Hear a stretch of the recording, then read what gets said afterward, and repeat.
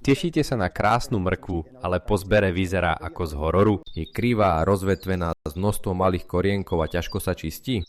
Hlavný dôvod tohto problému je úplne jednoduchý a robí ho mnoho záhradkárov. Je ním ťažká, zle prepracovaná pôda a prítomnosť nerozloženého organického hnojiva. Koreň mrkvy totiž vždy hľadá tú najľahšiu možnú cestu smerom nadol.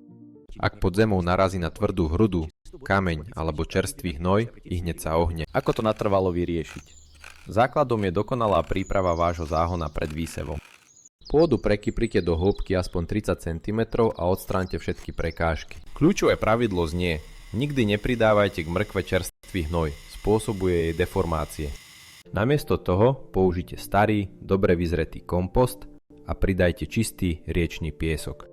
Piesok ťažkú zeminu krásne prevzdušní a mrkva bude môcť voľne rásť do hĺbky. Semienka vždy vysievajte rečie, aby si rastliny navzájom vôbec nekonkurovali o priestor. Hneď ako rastlinky vzídu, vyjednoťte ich na vzdialenosť 4 až 5 cm. Nezabudnite polievať výdatne, ale menej často.